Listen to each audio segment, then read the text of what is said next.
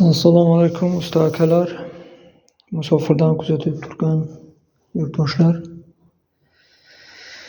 Kecha Kres firmadan shlif mashinka oluvdik, stenni shkurka qilish uchun. Xo'p, buning ancha qulaylik tomonlari bor. Mana bu kimga qanday 2 metr balandlikgacha ruchkasini ligirovka qilsa bo'ladi. Mana bu yerda shlyamni o'rnatib, buni eng qulaylik tomoni yana pilisosi o'zi bilan komplekt. Mana bu yerga davleni, skorostni ligirovka qilasizlar. Mana bu meshogimiz. Mana bu yerga svet o'chirib yonadigan mana bu pilisos. Mana bu yerdan ligirovka qilasizlar. Kimga qanday qulay bo'lsa. Hozir xudo xolasa bir ishlab ko'rsatamiz.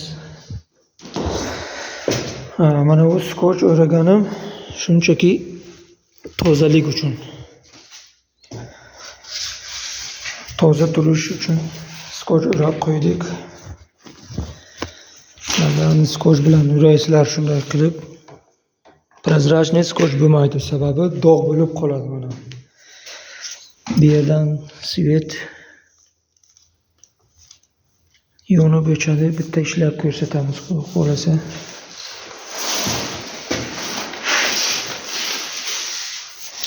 Bismillahirrohmanirrohim.